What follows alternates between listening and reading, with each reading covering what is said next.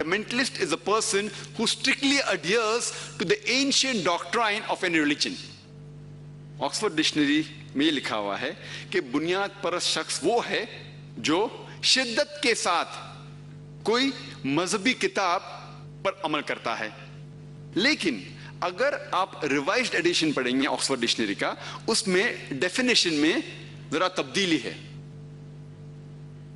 अगर आप नया एडिशन पढ़ेंगे उसमें लिखा हुआ है कि बुनियाद परस्त शख्स वो है जो शिद्दत के साथ कोई मजहब की किताब पे अमल करता है, खुसूसन इस्लाम. अभी नई एडिशन में है बुनियाद परस्त मतलब जो खुसूसन इस्लाम की मजहबी किताब पे अमल करता है, मतलब मुस्लिम. अगर आप ये वर्ड सुनेंगे फंडामेंटलिस्ट या बुनियाद परस्त, फौरन आपके जहन में आना चाहिए वो है मुस्लिम. हालांकि ये पहले इस्तेमाल किया गया था ईसाई लोग के लिए, आज इस्तेमाल किया जा रहा है मुस्लिम के लिए. जब भी आप ये सुनेंगे लफ्ज फंडामेंटलिस्ट या बुनियाद परस्त, आपके जहन में आएगा मुस्लिम, कि वो टेररिस्ट है, दहशतगर्द है. मैं कहता हूं यार मुसलमान को दहशतगर्द होना चाहिए, लेकिन पहले हम ये समझ ले कि दहशतगर्द के मानी क्या है. What is the meaning of the word terrorist? दहशतगर्द मतलब वो इंसान जो दूसरों के दिल में दहशत पैदा करता है.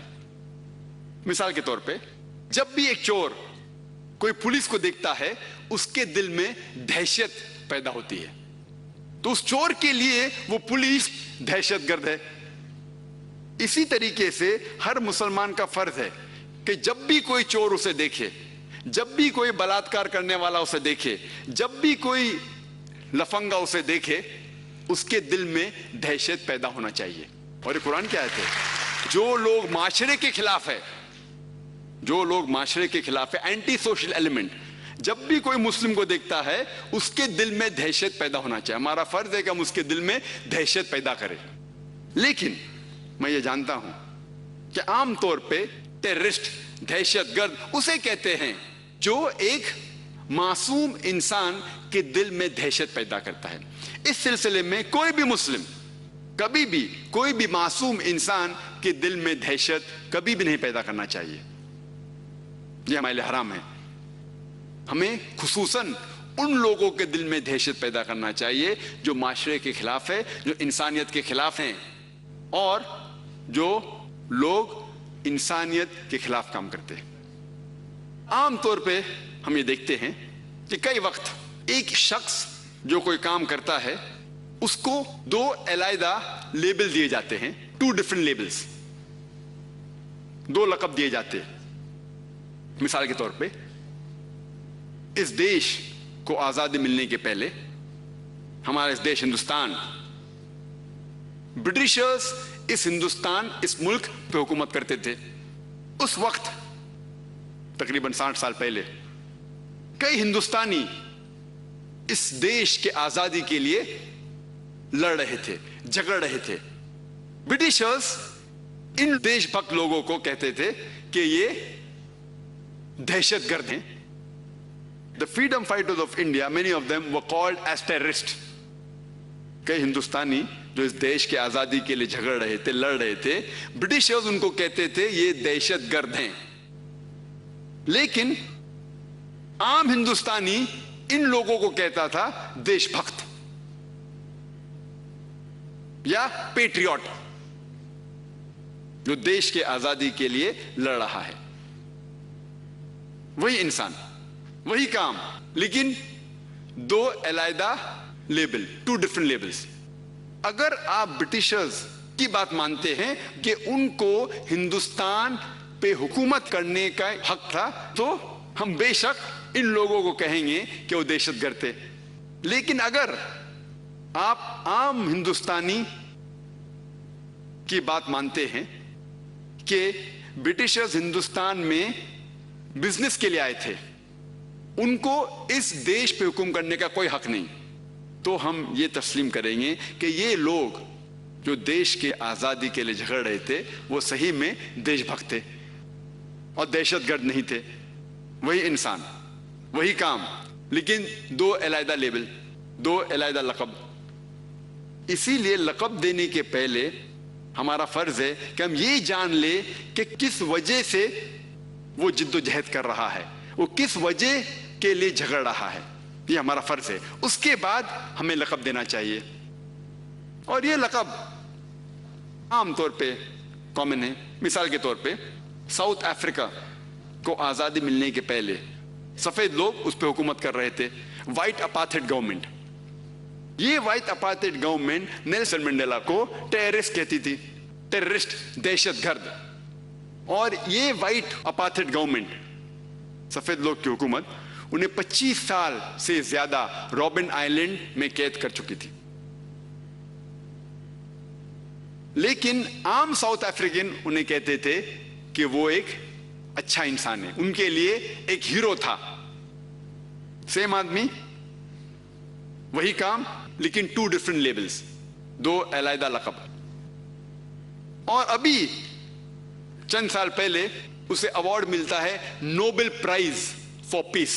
وہی انسان جس کو پہلے لوگ کہتے تھے کہ دہشت گرد ہے، کچھ سال پہلے اسے ایوارڈ ملتا ہے نوبل پرائز فار پیس، سب سے اونچا ایوارڈ امن کے لیے ملتا ہے نیلسن منڈیلا کو۔ آپ دیکھیں گے وہی شخص، وہی کام، لیکن 2 ڈفرنٹ لیبلز۔ اسی لیے لیبل دینے کے پہلے ہمیں یہ جانچنا چاہیے کہ کس کام کے لیے وہ جد و جہد کر رہا ہے۔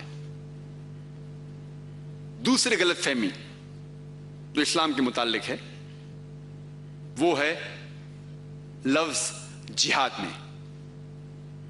اور جہاد کی غلط فہمی صرف غیر مسلم کے درمیان نہیں، بہت سے مسلمان بھی جہاد کے معنی نہیں جانتے۔ عام انسان یہ سمجھتا ہے، بھلے مسلم یا غیر مسلم ہو، وہ یہ سمجھتا ہے کہ کوئی بھی مسلمان اگر جھگڑ رہا ہے، جنگ کر رہا ہے، کوئی بھی وجہ سے، بھلے وہ ذاتی وجہ ہو، مال کے لیے ہو یا کوئی زمین کے لیے ہو، وہ سمجھتا ہے کہ وہ جہاد ہے۔ یہ بالکل غلط ہے کہ کوئی بھی مسلمان کوئی بھی جنگ کر رہا ہے کوئی بھی وجہ سے، بھلے مال کے لیے ہو، نام کے لیے ہو یا جگہ کے لیے، وہ جہاد ہے۔ یہ بالکل غلط ہے۔ جہاد ایک عربی لفظ ہے جو آتا ہے جہادہ سے، جس کے معنی to strive, to struggle. Urdu میں ہم کہتے ہیں جد و جہد، جد و جہد کرنا۔ اور شریعت کے حساب سے کوئی بھی شخص جو معاشرے کو سدھارنے کے لیے جد و جہد کر رہا ہے اسے کہتے ہیں جہاد۔ مثال کے طور پہ کوئی اگر ظلم کے خلاف لڑ رہا ہے اسے کہتے ہیں جہاد۔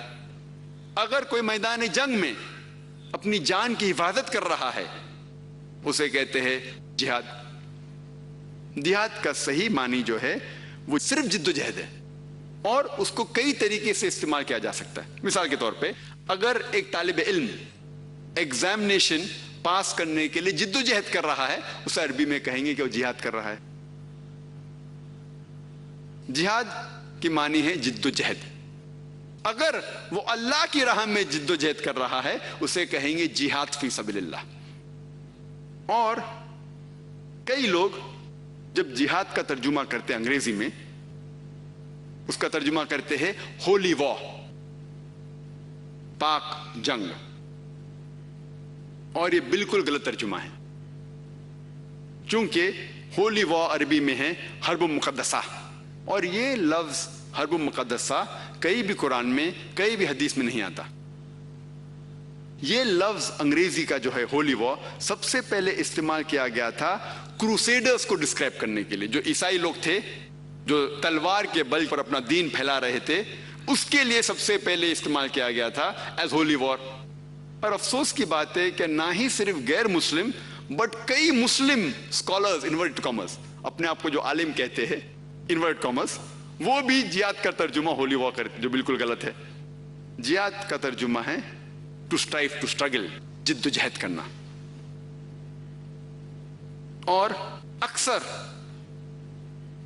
جو لوگ اسلام کے خلاف کتابیں لکھتے ہیں وہ اس لفظ کا استعمال کرتے ہیں اور اسلام کے خلاف کئی باتیں کرتے ہیں۔